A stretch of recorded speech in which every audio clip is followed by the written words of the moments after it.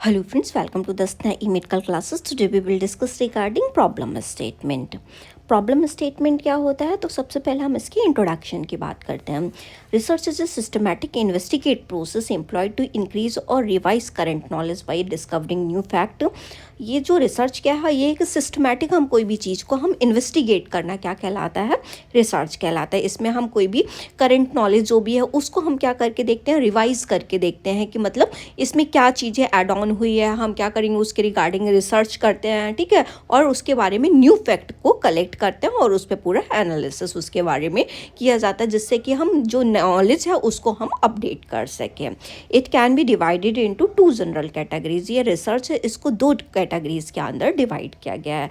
First one क्या है हमारा, बेसिक रिसर्च. बेसिक रिसर्च क्या होती है, which is inquiry aimed at increasing scientific knowledge. इसको किस लिए अप्लाई किया जाता है, इसको कोई भी चीज़ के बारे में अगर हम साइंटिफिक नॉलेज अगर हम पता करना चाहते हैं कि इसके रिगार्डिंग साइंटिफिक नॉलेज क्या होगी, तो उसकी बेसिक चीज़ों के बारे में पता करने को हम क्या कहते हैं, बेसिक रिसर्च कहते हैं. ठीक है, किसी चीज़ के बारे में साइंटिफिक नॉलेज वगैरह क्या चीज़ें अवेलेबल हैं, क्या चीज़ें नहीं हैं, तो उसकी बेसिक चीज़ें हम उसमें पता करते हैं कि इसके बारे में क्या नॉलेज वगैरह प्रेजेंट है.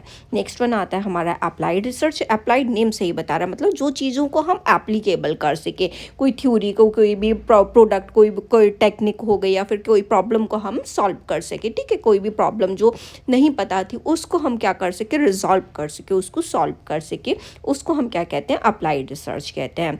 Which is effort aimed at using basic research for solving problems. इसमें क्या किया जाता है, जो बेसिक रिसर्च जो भी अवेलेबल है उस रिगार्डिंग हमारे पास उसके साइंटिफिक जो भी उसके स्टेटमेंट, साइंटिफिक नॉलेज हमारे पास अवेलेबल है, फैक्ट्स अवेलेबल है, ठीक है, तो हम उसका यूज़ करके क्या करेंगे, जो भी प्रॉब्लम है उसको सॉल्व कर सकते हैं, कोई भी नई प्रोसेस को बना सकते हैं, कोई भी प्रोडक्ट के बारे में जान सकते हैं, कोई भी टेक्निक वगैरह है उसको डेवलप कर सकते हैं, कोई थ्योरी है उसको डेवलप कर सकते हैं. तो उसको हम क्या कहते हैं, अप्लाइड रिसर्च. जो मतलब हम एप्लीकेबल किसी भी फील्ड में कर सकें, उससे हम नई प्रॉब्लम को सॉल्व वगैरह कर सकें, तो वो क्या होती है, अप्लाइड रिसर्च होती है.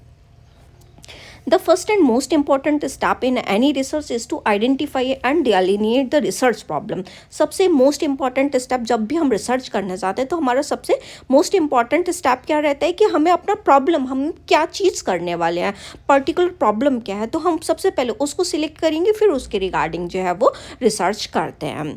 That is what is the researcher want to solve. ठीक है, प्रॉब्लम स्टेटमेंट क्या, प्रॉब्लम क्या है कि जो रिसर्चर जो भी किसी भी चीज़ के ऊपर अपना सर्च करना चाहता है, जिसके बारे में भी पता करना चाहता है, तो वो क्या हो जाती है, हमारी प्रॉब्लम. ठीक है, हम उसी को पर्टिकुलर सॉल्व करते हैं. एंड व्हाट द क्वेश्चन ही और सी विशेस टू आंसर. मतलब जो भी रिसर्चर जिस भी चीज़ के बारे में पता लगाना चाहता है उसको हम क्या कहते हैं, वो प्रॉब्लम है हमारी, उसी के बारे में रिसर्चर फाइंड आउट करना चाहता है. In other word, identification of research problem leads to conducting a research. अगर दूसरे शब्दों में अगर हम बात करें, तो कोई भी चीज़ के बारे में आइडेंटिफाई करना, ठीक है, कोई भी प्रॉब्लम के बारे में पता लगाना क्या कहलाता है, कोई भी रिसर्च, मतलब कोई भी प्रॉब्लम के बारे में हम इसमें पता कर रहे हैं, तो वो हमारी क्या है, रिसर्च होती है. तो इसमें प्रॉब्लम क्या है, मतलब कोई भी प्रॉब्लम स्टेटमेंट क्या है, हम किसी भी चीज़ के बारे में पता कर रहे हैं, ठीक है, कोई भी पर्टिकुलर इशू है उसके बारे में उसको हम सॉल्व कर रहे हैं, तो वो हमारी प्रॉब्लम है, उसके बारे में हम क्या करते हैं, रिसर्च करते हैं. From these general description we can deduce that research is use to. मतलब ये जो स्टेटमेंट, ये डिस्क्रिप्शन दिए हैं, तो हम इसके बारे में कह सकते हैं कि जो रिसर्च है वो किस किस फील्ड में कैसे यूज हो सकती है. इस्टेब्लिश और कन्फर्म फैक्ट. कोई भी फैक्ट है, ठीक है, कोई भी चीज़ अवेलेबल है, उसको बनाने के लिए, उसको कन्फर्म करने के लिए, कोई भी फैक्ट है उसको प्रूव करने के लिए हम क्या करते हैं, प्रॉब्लम स्टेटमेंट का यूज़ करते हैं. उसको हम फैक्ट को, इसके रिगार्डिंग रिसर्च हम पता कर सकते हैं. Reaffirm the result of previous research work. हम कोई भी प्रीवियस रिसर्च वर्क वगैरह प्रेजेंट है, तो उसके बारे में, उसके रिजल्ट क्या निकले, क्या चीज़ें उसके बारे में प्रेजेंट है, उसको सॉल्व करना है. ठीक है, तो उसके बारे में, उसके लिए भी हम इसका रिसर्च का यूज़ कर सकते हैं कि प्रीवियस रिसर्च वर्क वगैरह क्या हुए, क्या रिजल्ट किस चीज़ के, पर्टिकुलर प्रॉब्लम के क्या है, तो वो एक एविडेंसेस के जैसे भी हमारे लिए काम करते हैं.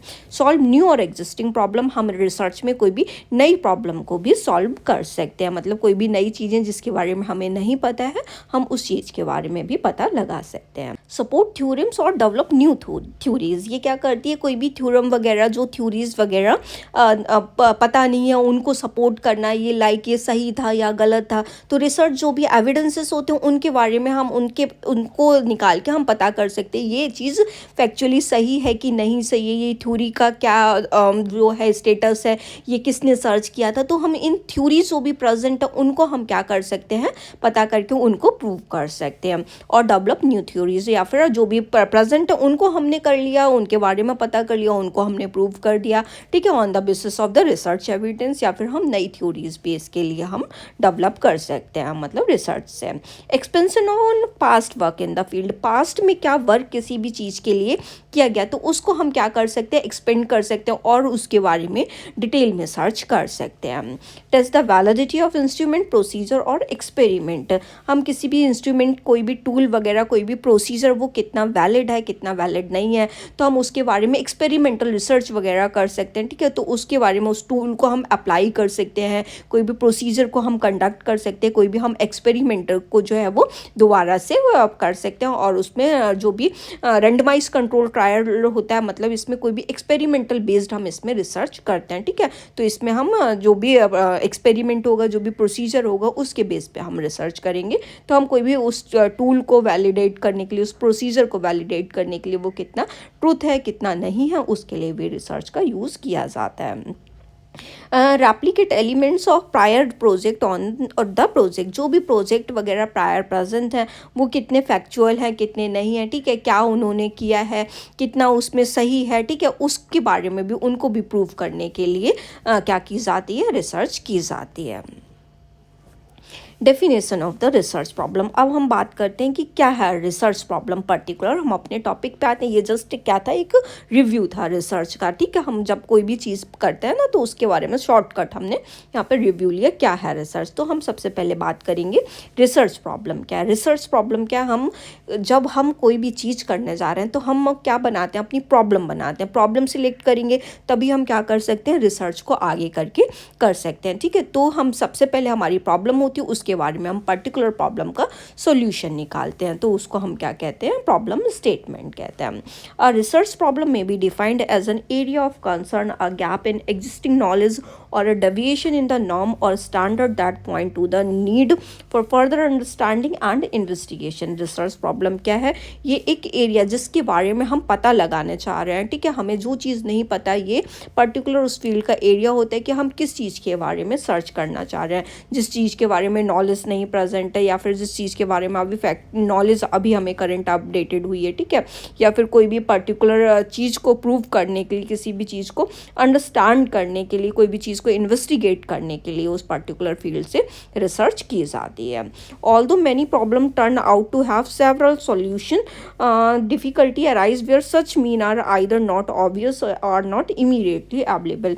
सब कुछ प्रॉब्लम्स ऐसी होती हैं जिसके बारे में कुछ सॉल्यूशन ऑलरेडी प्रेजेंट रहते हैं, लेकिन कुछ में जो है वो उनसे डेविएट होते, किसी ने कुछ कहा किसी ने कुछ कहा, ठीक है, मतलब डेविएशन देखने के लिए मिलता है। एक पर्टिकुलर रिसर्चर ने ये कहा था, दूसरे ने ये कहा था, तो डिपेंड करता है कि पर्टिकुलर उसके बारे में क्या प्रेजेंट है, ठीक है। तो उसके रिगार्डिंग जो भी डिफ़िकल्टी होती है कि उसके रिगार्डिंग सॉल्यूशंस समटाइम्स में नहीं मिल पाते, उनको मतलब इतनी जल्दी पता करना थोड़ा सा मुश्किल होता है। This then necessity some research to reach a viable solution, लेकिन कुछ रिसर्च क्या होती है, अपना पर्टिकुलर मतलब हमने उनका प्रॉब्लम सॉल्व किया और उसमें हम पर्टिकुलर सॉल्यूशन पे पहुंच जाते हैं कि ये चीज़ कैसे होगी क्या होगी, और उसका हम सॉल्यूशन को फाइंड आउट कर लेते हैं, उसके रिगार्डिंग एविडेंसेस भी मिल जाते हैं, लिटरेचर भी मिल जाता है। लेकिन कुछ प्रॉब्लम को सॉल्व करना थोड़ा सा डिफ़िकल्ट समहाउ हो सकता है, मतलब डेविएट करता है, रिसर्चर वाई रिसर्चर ये डेविएट करता है, उनका रिजल्ट अलग आ रहा है, उनका रिजल्ट अलग आ रहा है, तो ये थोड़ा सा गैप समटाइम्स देखने के लिए मिल सकता है। सोर्सेस ऑफ रिसर्च प्रॉब्लम, ये जो प्रॉब्लम स्टेटमेंट जो हम सिलेक्ट करते हैं उसके सोर्सेस क्या हो सकते हैं, उनको हमें कहाँ पे कैसे करके हम उनको आइडेंटिफाई कर सकते हैं, कहाँ वो हमें मिल सकते हैं।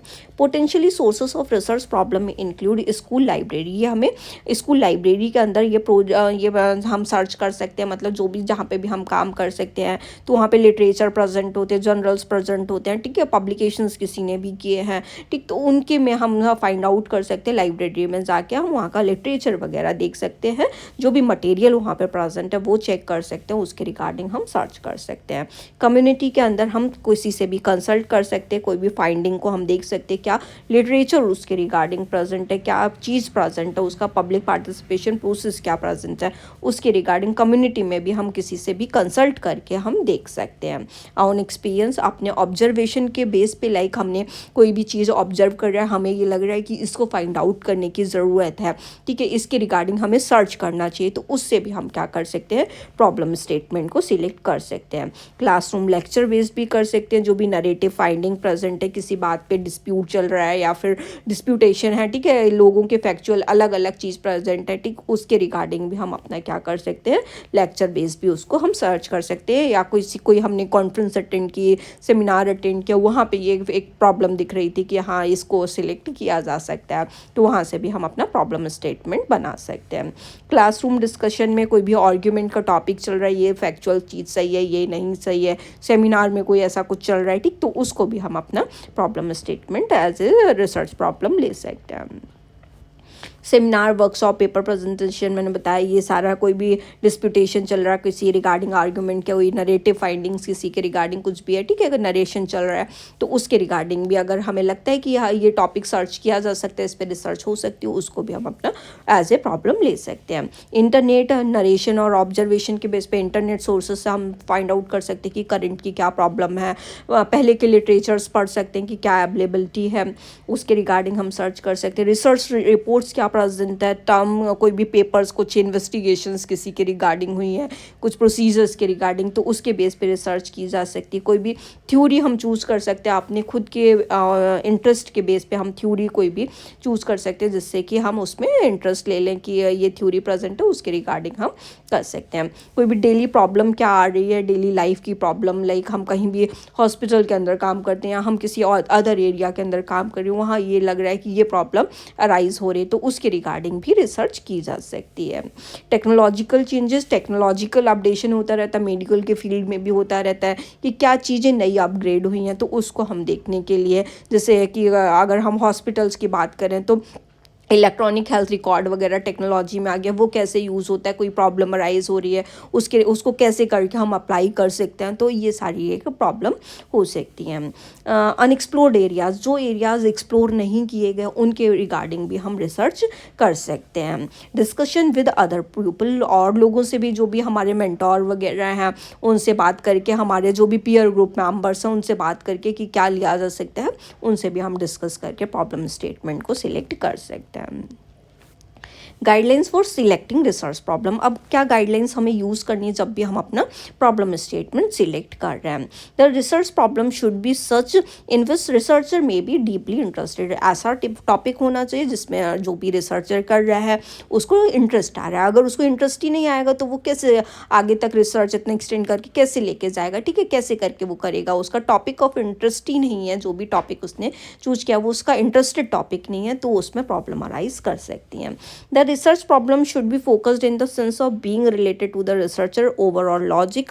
A diffused and unfocused problem reduce the efficiency of the effort put in a research project. जो भी research problem select किया गया उसमें ऐसा होना चाहिए वो researcher के overall logic का topic होना चाहिए, ऐसा नहीं कि कोई भी unnecessary topic हमने उठा लिया और उसके regarding हम research कर रहे हैं, ठीक है, उसमें कोई sense बनना होना चाहिए, कोई meaningless research होनी चाहिए, ऐसा नहीं कुछ भी हम topic ले रहे हैं। A diffused with unfocused problem reduce the efficiency of effort, ठीक है, अगर कोई भी ऐसे ही मतलब बिना मतलब का अगर हम टॉपिक ले लेते हैं तो वो उसका करने का कोई भी मतलब नहीं रह जाता, ये हमारा मेहनत भी जाती है और उसका कोई भी पर्पस भी नहीं रहता। और कोई भी ऐसे तो थ्योरीज वगैरह कुछ भी लोग जो है वो करते रहते हैं, उसका जब तक वो किसी के यूज़ में नहीं आ रही, हम किसी को रिकमेंड नहीं कर सकते, ठीक है, वो हमारी कहीं पे अप्लाई नहीं हो रही, तो उसका कोई मतलब नहीं रह जाता। इसलिए हमें ऐसा प्रॉब्लम स्टेटमेंट लेना है जो मीनिंगफुल हो और जो कहीं पे चीज़ों में अप्लाई हो सके। The problem selected should be necessarily be a new one, जो प्रॉब्लम हम सिलेक्ट कर रहे हैं ऐसा नहीं बहुत रिसर्चेज उसके रिगार्डिंग इतनी सारी प्रेजेंट है हमने और कर दी, ठीक है, ऐसी प्रॉब्लम लेना है जो न्यू प्रॉब्लम हो, ऐसी प्रॉब्लम को हम सिलेक्ट करेंगे। It may be old problem और which work has already been done, या फिर ऐसी भी प्रॉब्लम हो सकती है जो ओल्ड वन है, लेकिन उस पे कुछ कुछ काम किया जा सका। ऐसा भी नहीं है कि बहुत बार लोग कर चुके हैं फिर भी हम ज़बरदस्ती कर रहे हैं, ठीक है। बहुत सारे फैक्चुअल अभी हमारे करंट में बहुत सारे लोग ने वो कर डाली है, फिर भी उसके रिगार्डिंग ऑलरेडी सफिशिएंट वो प्रेजेंट है, लोग उसे पढ़ना भी पसंद नहीं करेंगे क्योंकि उसके रिगार्डिंग ऑलरेडी लिटरेचर इतना प्रेजेंट है, ठीक है। तो हमें ऐसा टॉपिक कोशिश करना है कि जो न्यू वन है, अगर वो ओल्ड वन है तो वो न्यू करंट नॉलेज से अपडेटेड होना चाहिए। तो ऐसा प्रॉब्लम हमें सिलेक्ट करना है। The problem should be with in meaningful limits, और कैसा होना चाहिए, मीनिंगफुल प्रॉब्लम स्टेटमेंट होना चाहिए जिसको हम कहीं पे भी अप्लाई कर सकें और उसका कोई मतलब निकल रहा हो कहीं पे हम उसको अप्लाई कर सकें। कंसीडरेशन इन सिलेक्टिंग अ रिसर्च प्रॉब्लम, हमें क्या क्या कंसीडरेशन रखने हैं। सबसे पहले मैंने बताया कि इंटरेस्ट बेस्ड होना चाहिए हमारा टॉपिक, जो भी हम सिलेक्ट कर रहे हैं, जितने भी हम इतना टाइम देने जा रहे हैं, अगर वो मीनिंगफुली नहीं होगा, कोई भी ऐसी कुछ भी उस पर नहीं होगा, ठीक है, हम रिसर्चर के इंटरेस्ट पे ही नहीं है, तो उसका कोई मतलब नहीं, वो आगे तक इतना एक्सटेंड नहीं हो पाएगा, उसमें वो इंटरेस्ट नहीं दिखा पाएगा, अपना हार्ड वर्क पुट नहीं कर पाएगा, और कोई भी ऐसा अनफॉर्चुनेट सर्कमस्टांसेस देखने के लिए मिलेंगी कि उसने इतना मन से नहीं किया, कुछ भी जो है वो निकाल के रख दिया। One should select topic of great interest to sustain the required motivation. जब हम सिलेक्ट करते हैं, जब भी हम प्रॉब्लम स्टेटमेंट, तो हमें उसमें मोटिवेटेड रहने की रिसर्च में ज़रूरत होती है, क्योंकि बहुत काम होता है, ठीक। तब जब तक हमारा टॉपिक इंटरेस्ट का नहीं है, हम रिसर्च के रिगार्डिंग मोटिवेट नहीं हो पाएंगे, हम उसको नहीं कर पाएंगे। तो टॉपिक ऑफ इंटरेस्ट कैसा होना चाहिए, जिसमें हमारा इंटरेस्ट हो, मतलब ऐसा टॉपिक लेना है जिसमें हमारा इंटरेस्ट हो और हम उसके रिगार्डिंग मोटिवेटेड फील करें। Magnitude, it is extremely important to select a topic that you can manage within the time and resources at your disposal। हमें ऐसा टॉपिक सिलेक्ट करना है जिसको हम मैनेज कर सके और उसका हमें टाइम पता हो कि हम उसको मैनेज कर सके, उसके रिगार्डिंग सफिशिएंट लिटरेचर, ठीक है, रिसोर्सेज वगैरह हमें अवेलेबल हो जाए, ठीक है। ऐसा हमें स्पेसिफिक क्लियर टॉपिक चूज करना है जिसको हम मैनेज ईजिली कर सकें। Next one is level of expertise. Make sure that you have an adequate level of expertise for the task you are proposing, since you need to do work yourself।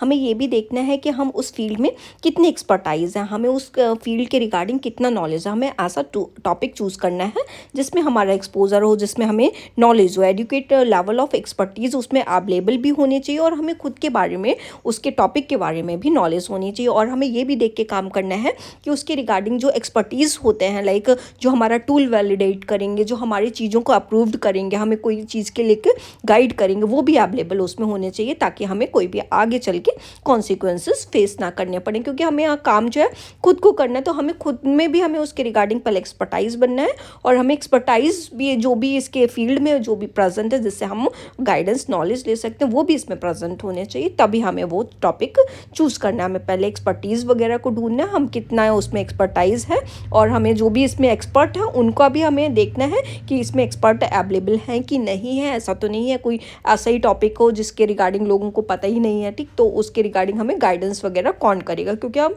Sometimes new भी हो सकते हैं research में। जब तक हमें guidance नहीं मिलेगा या फिर हमें सेल्फ नॉलेज उसके रिगार्डिंग अगर नहीं होगी, तो हम उस टॉपिक को नहीं कर पाएंगे। Next one, relevance. Ensure that your study add to the existing body of knowledge, bridge current gaps and is useful in policy formulation। हमें ऐसी स्टडी चूज़ करनी है कि जो हो उसमें रिगार्डिंग, हमें उसके रिगार्डिंग नॉलेज होनी चाहिए, करंट गैप्स वगैरह अगर देखने के लिए मिल रहा है तो उसको भी देखना है, ठीक है। और ऐसा प्रॉब्लम स्टेटमेंट लेना है जो कोई भी प्रॉब्लम को सॉल्व करता हुआ होना चाहिए, या किसी पॉलिसी वगैरह को फॉर्मुलेट कर रहा हो, या करंट में अपडेटेड हो। ऐसा टॉपिक, रिलीवेंट टॉपिक हमें चूज़ करना है। They will help you to sustain interest in the study, क्योंकि अगर हमें उसके रिगार्डिंग नॉलेज वगैरह होगी, ठीक है, तो वो हमारा खुद से इंटरेस्ट डेवलप कराएंगे, हमें उसके बारे में और एक्सप्लोर करने के लिए मिलेगा। तो हमें रिलेवेंट टॉपिक को अपने जो भी हम जिसमें एक्सपर्टाइज हैं उससे हमें रिलेटेबल टॉपिक चूज़ करना है, और उसके रिगार्डिंग नॉलेज भी, उसके रिगार्डिंग जो भी गैप्स वगैरह प्रेजेंट हैं, ठीक है, अगर कोई गैप देखने के लिए मिल रहा है, ठीक, उसके बारे में हमें सर्च करने को मिलेगा, तो ये हमारा और ज़्यादा इंटरेस्ट, हम और ज़्यादा उसके बारे में फाइंड आउट करने के लिए क्यूरियस होंगे। Availability of data. Before finalizing the topic, make sure that data are available। हमें जब हम कंटेंट को फाइनलाइज करने जा रहे हैं, कोई भी टॉपिक को अगर हम फाइनलाइज करने जा रहे हैं, तो उसका हमें डेटा देखना है कि क्या डेटा उसके रिगार्डिंग अवेलेबल है। जो डेटा अवेलेबल है उसी के रिगार्डिंग हमें फाइंड आउट करना। उसे हमें जब हमने कंटेंट को फाइनलाइज किया, हम अपना प्रॉब्लम स्टेटमेंट को फाइनलाइज कर रहे हैं। ऐसा ना हो कि उसके रिगार्डिंग डेटा ही की अवेलेबिलिटी नहीं है। तो अगर हम डेटा ही अवेलेबल नहीं होगा तो हम क्या फैक्ट सर्च कर सकते हैं, नहीं कर सकते ना। तो हमें अवेलेबिलिटी ऑफ द डेटा भी चेक करना है कि उसके regarding availability of the data है कि नहीं है। Ethical issue, how ethical issue can affect the study and how ethical problems can be overcome should be thoroughly examined at the problem formulating stage. हमें ये भी देखना है कि क्या एथिकल इश्यूज हमारी स्टडी के अंदर आ सकते हैं, क्या चीज़ें जो है वो हमारी स्टडी को प्रॉब्लमेटिक हो सकती हैं, क्या रूल्स रेगुलेशन ब्रेक हो सकते हैं। ऐसा तो नहीं कोई एथिकल इशू आएंगे, कोई एथिकल कमेटी इसको अप्रूव्ड ही नहीं करेगी। तो ये भी हमें साथ में सोच के चलना है कि कुछ ऐसा तो नहीं है हम इलीगल ये चीज़ हो जाए हमसे, है ना। तो उसमें हमें ऐसा देखना है कि हमें पहले से ही देखना है कुछ ऐसा नहीं आना चाहिए जो एथिकल रूल्स रेगुलेशन को ब्रेक कर रहा हो, जिससे हमारी रिसर्च एथिकल कमेटी अप्रूव्ड ही ना करे। तो हमें ये सारी चीज़ें भी दिमाग में लेते हुए चलनी है। नेक्स्ट है criteria of a good research problem. Good research problem के क्राइटेरिया क्या होते हैं। हमारा प्रॉब्लम स्टेटमेंट अच्छा कब कहला सकता है, जब वो नोबेलिटी उसके अंदर हो, मतलब वो ओरिजिनल कंटेंट हमने लिया, उसमें कोई भी डुप्लीकेशन प्रायर रिसर्च का कोई भी ऐसा नहीं कि डुप्लीकेट प्रॉब्लम स्टेटमेंट था, हमने उठा के अपना सेम कॉपी पेस्ट कर दिया, ठीक है। तो वो हमारा खुद का होना चाहिए, खुद का जनरेट क्या होना चाहिए, ओरिजिनल कंटेंट होना चाहिए। इंटरेस्ट, हमारा टॉपिक खुद के रिसर्चर का इंटरेस्ट बेस्ड होना चाहिए, तभी हमें उसको सिलेक्ट करना है। Importance, if the researcher is not worthwhile, if neither add to the knowledge not leads to any improvement in the current practice, then it should not be done. हमें ये देखना है कि हमारी रिसर्च कितना इंपॉर्टेंट, प्रॉब्लम स्टेटमेंट कितना importance रखता है, वो आज के उसमें रिसर्च के फैक्ट उसमें कितना एप्लीकेबल, हम उसको कहीं अप्लाई कर सकते हैं कि नहीं कर सकते। तो उसका इंपॉर्टेंस भी देखना है कि करेंट प्रैक्टिस में वो कहाँ स्टैंड करता है। Immediate application, the investigator should ask himself the question, will my research help in solving an urgent और प्रैक्टिकल प्रॉब्लम। हमें ये भी देखते हुए चलना है कि वो इमीडिएटली कहाँ अप्लाई हो रहा है, हम अपने प्रॉब्लम स्टेटमेंट को कैसे करके प्रैक्टिकलिटी के बेस पे हम उसको कैसे करके अप्लाई कर सकते, कैसे करके उससे प्रॉब्लम सॉल्व की जा सकती है। हमें ये भी उसका इमीडिएट एप्लीकेशन भी देखना है प्रॉब्लम स्टेटमेंट का, कि ये कहाँ पे कैसे करके वो अप्लाई हो रहा है। नेक्स्ट वन है फिजिबिलिटी और amendability. Feasibility in research include the following. अगर रिसर्च हमारी कैसी होनी चाहिए, फिजिबल होनी चाहिए, मतलब जब हम करने जा रहे हैं तो वहाँ पे कोई सर्टेन इश्यूज देखने के लिए ना मिले। हमारा सारा चीज़ें जो है वो वेल एंड गुड होनी चाहिए। हमारी रिसर्च की सेटिंग वगैरह जो भी है, कहाँ हम प्लेस करने वाले हैं, कहाँ करने वाले हैं, कौन सैम्पल हैं, ये सारे अप्रोप्रिएट वे में होने चाहिए। अवेलेबिलिटी ऑफ द डेटा, सबसे पहले हमें मीनिंगफुल रिसर्च चूज़ करनी है और उसमें डेटा की अवेलेबिलिटी देखनी है कि क्या अवेलेबिलिटी डेटा इसके रिगार्डिंग मिल रहा है कि नहीं मिल रहा है। Potential of cooperation from participant and relevant institution, जो भी रिलीवेंट इंस्टीट्यूशन है, जो भी सैंपल वगैरह जो भी इसमें पार्टिसिपेंट होने वाले हैं, वहाँ से हमें परमिशन मिलेगी कि नहीं मिलेगी, ये भी हमें एक बार ध्यान रखना है कि वो पार्टिसिपेंट जो है वो पार्टिसिपेट एज ए सैंपल वगैरह कर पाएंगे कि नहीं कर पाएंगे, जो भी हम चूज़ करने वाले हैं। तो ये हमें पहले से ही सोच के रखना है। Availability of the expertise and the guidance in the field of research, इस फील्ड से रिलेटेबल कोई एक्सपर्टाइज प्रेजेंट है कि नहीं प्रेजेंट है, कि जिसको एक्सपीरियंस हो, एक्सपोजर हो, कोई हमें गाइड कर पाएगा। अगर हमें नॉलेज नहीं है तो हमें गाइडेंस और एक्सपर्टीज़ की ज़रूरत होती है, कि हमें उनसे गाइडेंस समटाइम्स लेना पड़ता है। तो उनका भी हमें पहले से ही सोच के रखना है कि हमें किससे गाइडेंस लेना है, कहाँ से हम टूल वैलिडेट वगैरह करवाएंगे, क्या हम करेंगे, हमें किसकी ज़रूरत पड़ने वाली है, ठीक। तो उसको भी दिमाग में रखते हुए लेना है। Availability of the requisite research facilitate and instrument, क्या इसके रिगार्डिंग टूल अवेलेबिलिटी है, क्या डेटा अवेलेबिलिटी है, ये भी हमें दिमाग में रखना है कि टूल हमें बनाने पड़ेंगे, कि टूल ऑलरेडी अवेलेबल है, कोई किसी और ऑथर ने दिया है, तो हमें उससे कैसे करके परमिशन लेनी है, ये भी हम दिमाग में लेते हुए तब हमें प्रॉब्लम स्टेटमेंट सिलेक्ट करेंगे। Experience and creativity of the researcher और रिसर्च टीम, रिसर्चर जो भी करने वाला उसका कितना एक्सपीरियंस है, खुद का क्या रिसर्च टीम कौन कौन लोग इन्वॉल्व होने वाले वाले कितने और रिसर्चर हैं, इसमें कौन और पार्टिसिपेट कर रहा है रिसर्चर का, उनका क्या एक्सपीरियंस है, कितने क्रिएटिव है, वो क्या कर सकते हैं, हम कैसे वर्क डिवीज़न वगैरह करेंगे, तो ये सारी चीज़ देखनी है। कवरेज और scope of the research and confidence of the researcher in embarking on the research. हमें देखना है कि हम रिसर्च में क्या क्या टॉपिक कवर करेंगे और इस रिसर्च का क्या स्कोप है, कितना वाइड लेवल पे हम ले जा पाएंगे इसको, ठीक है, और इसमें कितना कॉन्फिडेंस रिसर्चर का बूस्टअप होगा, क्या नॉलेज उनकी अपडेट होगी, ये भी सारी बातों का हमें ध्यान रखना है।